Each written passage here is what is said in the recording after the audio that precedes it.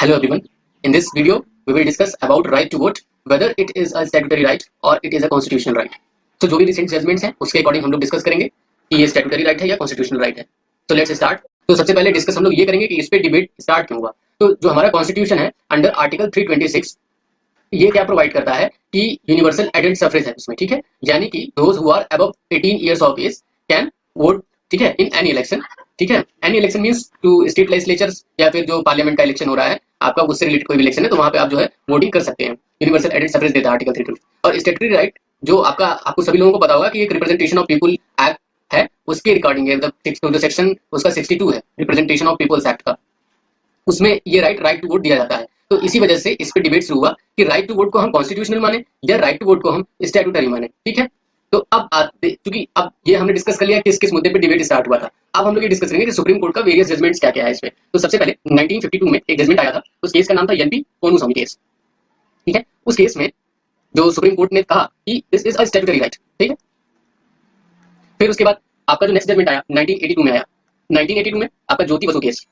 Jyoti Basu case में क्या बोला? ज्योति बसु केस में सुप्रीम कोर्ट ने बोला कि यही स्टैट्यूटरी राइट है. फिर उसके बाद पीयूसीएल केस एक फाइल हुआ, हमारा पीयूसीएल केस फाइल हुआ 2003 में. इसमें सुप्रीम कोर्ट ने बोला कि the right to vote is constitutional right. कौन सा राइट है? कॉन्स्टिट्यूशनल राइट है. अगेन फिर 2006 में एक केस फाइल हुआ. 2006 में कहां फाइल हुआ? तो इस केस का नाम था कुलदीप नैयर केस. इसमें क्या हुआ? इसमें सुप्रीम कोर्ट की 5 जज बेंच आई और इन्होंने डिसाइड किया इस मुद्दे पे. तो इन्होंने बोला कि this is a statutory right. ठीक है, फिर अगेन इस पे एक केस फाइल किया गया. कब फाइल किया गया? 2016 में फाइल किया गया. तो 2016 में क्या बोला गया? इस केस का नाम था Rajbala versus state of Haryana. Rajbala versus state of Haryana. ठीक है, इसमें क्या बोला? इसमें बोला इन्होंने कि ये तो कॉन्स्टिट्यूशनल राइट है आपका, जो सुप्रीम कोर्ट ने बोला. फिर क्या हुआ? अब अभी रिसेंट केस जो जजमेंट आया है 2023 में आया है, वो कौन सा केस था? वो था अनूप बनवाल केस. इसमें क्या हुआ? इसमें जो है जो सुप्रीम कोर्ट थी, सुप्रीम कोर्ट ने बोला कि this is a statutory right. क्या है? स्टैट्यूटरी राइट है. ठीक, तो अभी तक अगर आपको ये क्वेश्चन मिलता है कहीं पे भी किसी के भी प्रीलिम्स में मिलता है कि right to vote statutory right constitution, तो जो फाइनल जजमेंट 2023 में आया इसके अकॉर्डिंग आपको मार्क करना है कि this is a statutory right. और इस पे एक और पॉइंट आया था कि this is a fundamental right और नॉट. तो अगर हम इस चीज के बारे में बात करें कि फंडामेंटल राइट है या नहीं है, ठीक है, तो इस पे एक माइनॉरिटी जजमेंट आया था इसी अनूप बनवाल केस में.